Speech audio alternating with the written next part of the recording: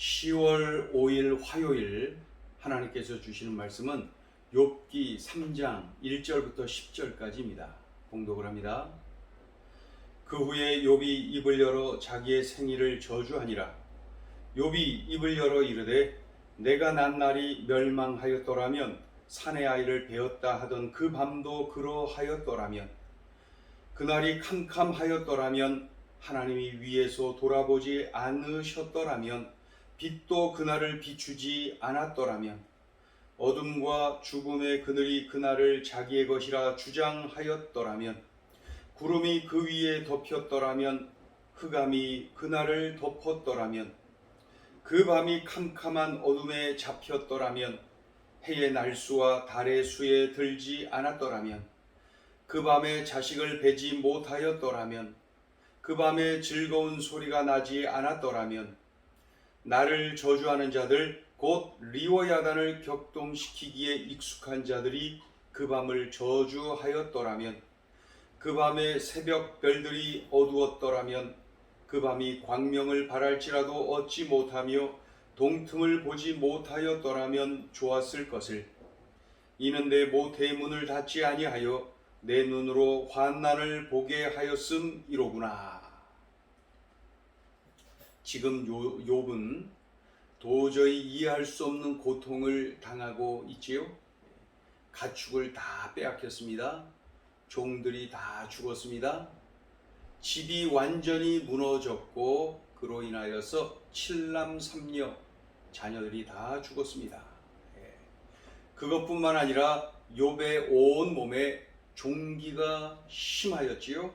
그래서 이 극심한 피부병으로 인하여서 질그릇 조각으로 몸을 벅벅 긁을 정도로 극심한 고통을 당하고 있었던 것이죠. 그런 중에 옆에 있는 그의 부인이 이렇게 말합니다. 차라리 하나님을 원망하고 죽어버려라. 하나님을 저주하고 죽어버려라. 이렇게까지 또 옆에서 말을 합니다. 그러니까 이 욥은 총체적인 아주 극심한 고통을 당하고 있구나. 이 욥의 고통은 말로 표현할 수 없는, 말할 수 없는 그러한 고통이 분명합니다. 그런 중에 3명의 친구가 찾아왔지요. 위로하기 위하여서. 그러나 그들은 7일 동안 같이 있으면서 한마디 말을 할 수가 없었습니다. 무슨 말을 할 수가 있었겠어요. 같이 울어주고요.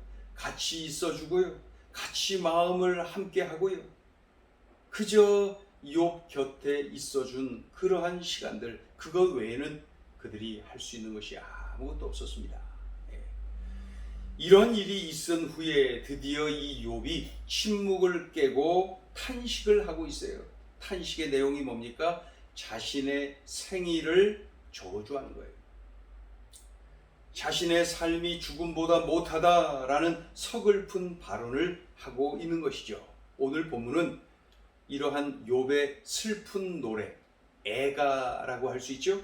아주 그 문학적으로 잘 이렇게 갖춰진 그러한 형태를 갖춘 그러한 슬픈 노래가 오늘 본문의 내용입니다. 3절을 보면은 내가 난 날이 멸망하였더라면, 자기의 지금 생일을 저주하는 거예요. 차라리 태어나지 않았더라면.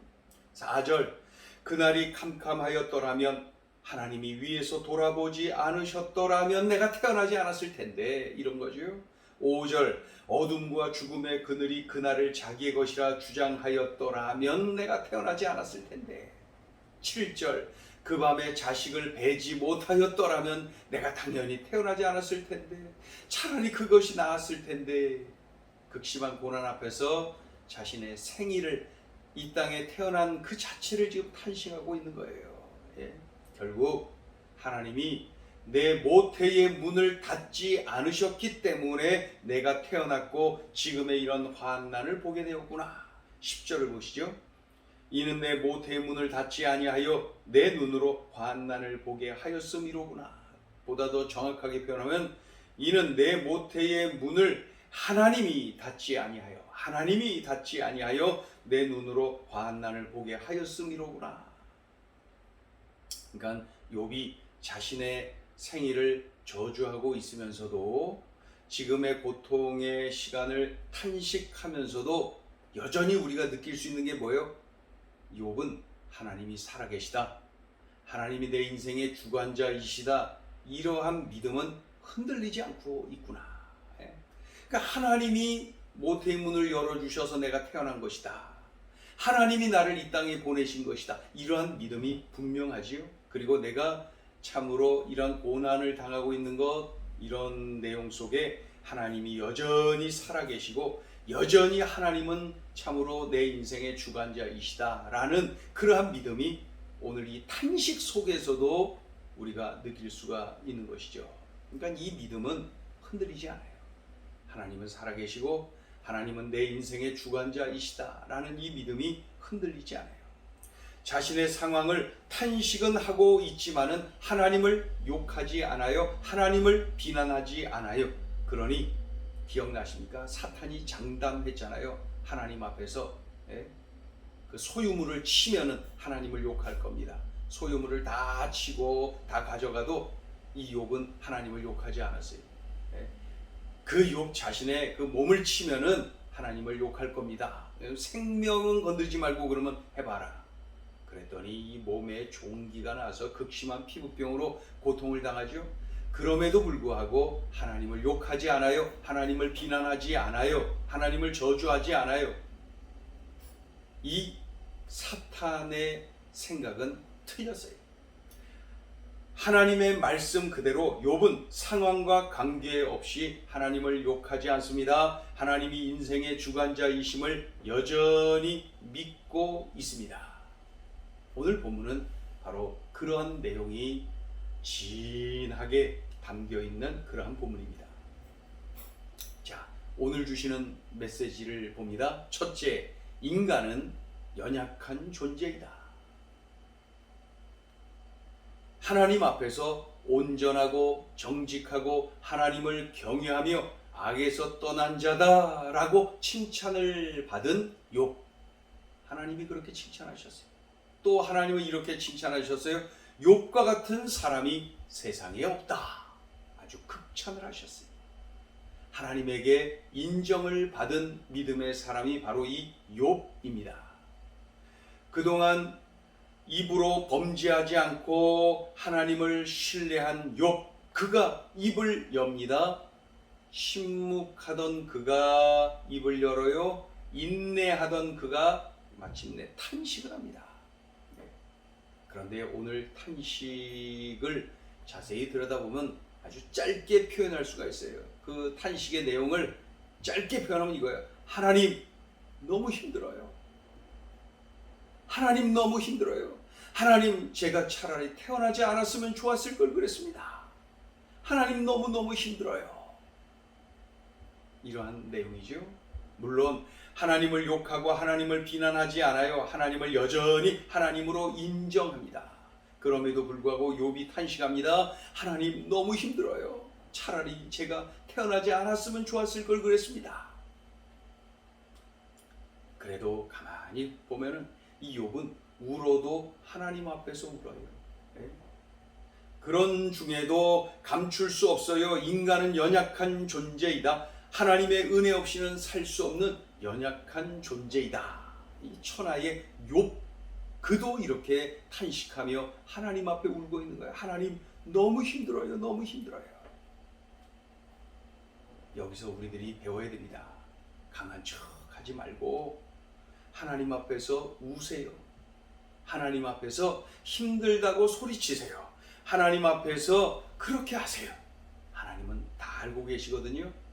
내가 약하다는 거 말이에요. 나는 약한 존재입니다. 하나님의 은혜 없이는 살 수 없는 연약한 존재입니다. 그러니 힘들 때 힘들다고 고백하세요. 소리치세요. 우세요.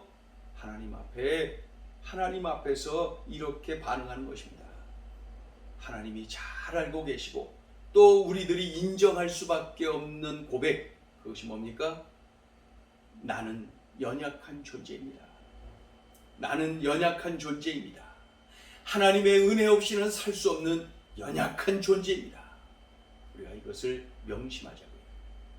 강한 척 하지 말고 내 힘으로 할 수 있다고 교만에 빠지지 말고 연약한 존재임을 인정하고 하나님의 은혜 없이는 살 수 없는 자임을 고백하며 하나님 앞에 바짝 매달려 살아야 될 것입니다. 나는 연약한 존재입니다. 자, 둘째 주시는 메시지입니다. 고통 중에는 더욱 하나님을 앙망하라. 욥은 극심한 고통 중에도 하나님을 하나님으로 인정합니다. 하나님이 인생의 주관자이심을 인정합니다. 이런 믿음은 흔들리지 않아요.